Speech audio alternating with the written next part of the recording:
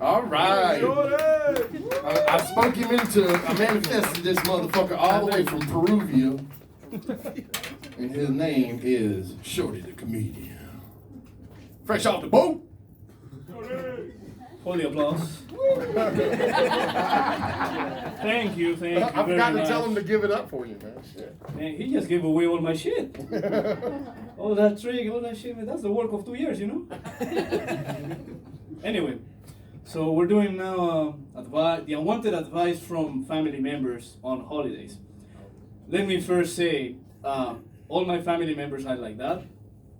We may not look alike, but you can tell we're family because we all have the same Netflix account. But at the same time, I am the only person from my family in this country. I am the only one. Because I'm the only one who knows how to fucking climb a fucking wall. Anyway. I miss them. But from my family, I have like two members that are always like the ones giving the weird advice. Like, starting by my grandpa. Oh shit, my grandpa. My grandpa loves to give like dating advice. Here's the thing: never take advice from your grandpa because he's gonna give you advice from when he used to date. Shit has changed, okay? Like when I was in high school, man, there was this girl I liked. Like she was a 10, and women told me at that point that I was a 9 divided by 3. So I thought I had a chance, and I went up for it, you know. But I was like a little nervous, and my grandpa was like, just go for it, bro. Like, the worst that can happen is she says no. And I was like very self-conscious, so I was like all day long, like, oh my god, like, okay, the worst that she can say is no, the worst that she can say is no. And I just went up to her and I talked to her and I invited her out and she said ew. And bitch, that's worse. That's so much worse. Jesus, man, like. So I went back to my grandpa. I was like, bitch, the fuck? And he was like, no, man, you don't understand, man. Like, women like to be pursued. She's playing hard to get. And I was like, oh, alright. And he was like, you know, like, you gotta be ready next time. You know, like, you gotta buy flowers and have like a reservation at a nice restaurant, you know, and I don't know, like, dress up, you know. And this time I was ready, man. And I didn't know she was ready too, man. Like, she had pepper spray and a dog. Yeah, but I understood his idea. No, he just told me again, like, you have to pursue men because love has to be pursued and you have to go for it. And even if you face adversity, you just gotta go through because you have to show her that you're the man for her. But these people don't want to listen to that because when I said that, all I heard back was like, okay, sir, I'm not gonna repeat it again. Get on your knees, put your hands behind your back. I was like, ah, fuck. So yeah, that was my grandpa. Yeah, man. The other guy in my family was my uncle.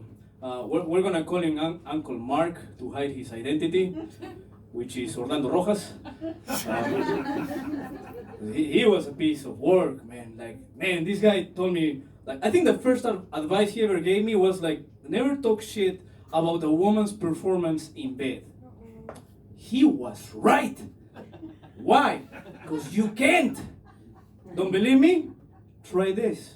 When women talk shit about men performance in bed, this is how it goes. How is he? And she's like, oh, he sucks. And everybody's like, nah, he sucks.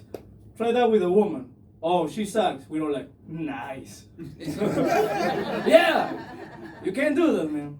Next advice he ever gave me was, if you ever go to a gay party, like a Halloween gay party, never go as a vampire. Very smart. Don't go to a gay party dressed as somebody famous for sucking. So yeah, I put that on the list as well. What else he told me? Wait, hold on. He explained to me a lot of shit, important shit that I need to break down. Hold on. All right. So first, one of the best ones was like, listen to your lady. That was an important one because once I was about to get laid, and he just told me that, you know, and like the girl asked me to get some flavored condoms, but I couldn't find them, and I just bought regulars. And she got really disappointed, which threw me off a little bit, because usually that happens after the sex. But yeah, and we were having fun because we were in the kitchen and we were going at it. And I didn't know she had a son. And this motherfucker came from school and she was like forcing the front door, and she told me immediately, like, use the back door. and I was gonna, but you don't get an offer like that every day. So it's okay, man. It's okay. He got scarred a little bit, but he'll be fine. I saw the same thing when I was a kid, man. I saw my parents having sex, and I mean, it fucked me up, but, but who else was gonna hold the camera, right? So. Oh, it's okay, guys. It's okay. Now I only do the editing, so it's fine. So yeah, it's hard to talk about that with my parents because they have no idea. So yeah, man. So what else did? Well, another advice from my grandpa was like, from my uncle. Sorry, he believed in lizard people. Yeah, man. He was a big conspiracy theorist. Hold on. So yeah, man, he told me like, man, never trust fucking lizard people. He made me watch this. You guys remember this old show, The Invasion? He made me watch that shit just because he taught you how to fucking defend yourself from these lizards, you know. And I learned that the little ones are the ones that are easy to spot because the little ones don't dress up as humans well. And I thought it was bullshit, man. But I just a few months ago I killed one, just like that, man. Like yeah, man. Like I was just watching TV and then somebody knocked on my door and I saw through the peephole. And I saw this fucking little lizard, like he was not even dressed as a human, bro. So I did what any of you would have done. Got my shotgun, opened the door and BAM, motherfucker! And the creepiest part is the noise they make. Because I was expecting, you know, like, it only said trick or treat, trick or treat. Anyway, that was my time, everybody. Thank you very much. Have a good night. Damn. Shorty the comedian. All right, let's unload this bullshit. Sharing the Netflix password, the good old days, man. Shit, I know about That's that. how you know. Yeah. We don't share the last name. We share Netflix. That's right. And see, that's how we know we're on the same economic level, me and you. Exactly. So your dad and your granddad giving you dating advice, man, that's some Latino pushing up on a bit shit right there, boy. Yeah. I think it's Italians and Latinos, they like, we ain't taking no for an answer, girl. You know I'm going to get you. What? What? There's no Italians in here, right? No mafioso. Just fucking with you. The pepper spray thing was fucking funny. Was also real. And I mean, shit. It's like You've never been sprayed? It reminded me. Oh, of, Jesus. It reminded me of you Americans. saying that you needed to carry around a fucking fire extinguisher when you were dating a Latina chick. Oh no, tomatoes. That was funny. Tomatoes fix pepper spray. Tomatoes. Oh, tomato juice. Oh, we're still on the pepper spray. Tomatoes. Yeah, I was going back to another joke. I was like, maybe you could put the pepper spray thing with the fire hose thing, and that'd be funny as shit. And then you had all them sucking bits, and you know, you don't want to dress as a vampire, go to a gay party. What you at a gay party for, though? Well, you never know. I mean, what? That you might be gay? I don't fucking know. No, you never know. You've been invited to a gay party.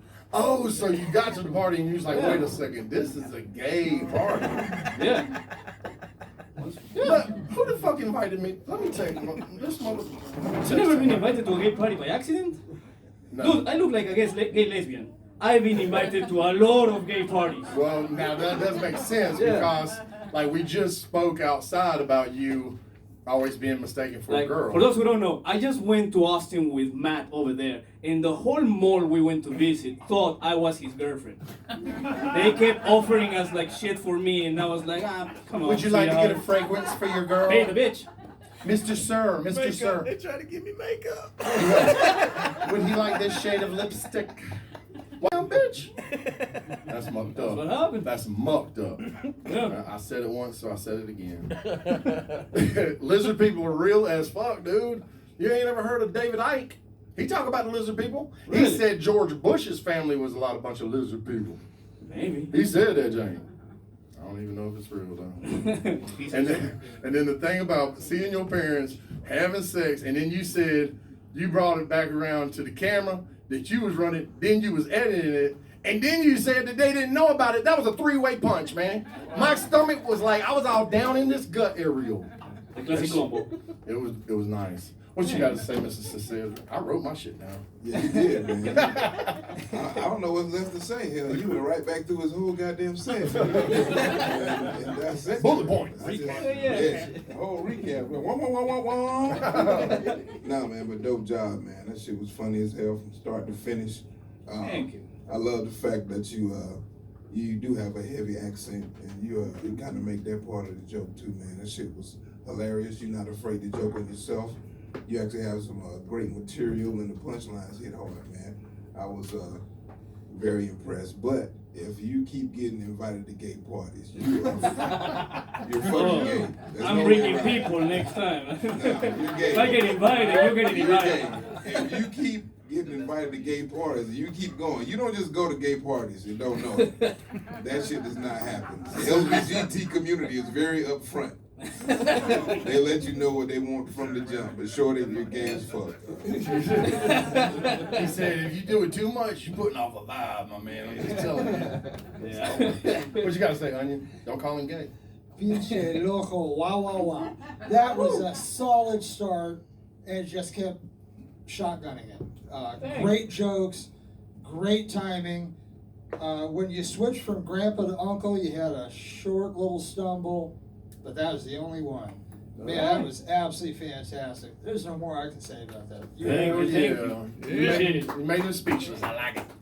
Now, I can't say nothing different. You was awesome. I will say though, as a sound guy, I did try to give you the mic stand, but somebody said no. That's all right. No mic stand. That's all right. It gets in my shot. I can't have it in my shot. I'm fine. Not a problem at all. Yeah, I tried. I'm honestly, trying to be the think kind of, about him when and I I'm here for the immigrant humor. It's good stuff. Man. I like it. I like the way he talks because you have to listen. This is sometimes how he draws you in and then lands that down the punchline, because you have to listen real close to understand what he's saying.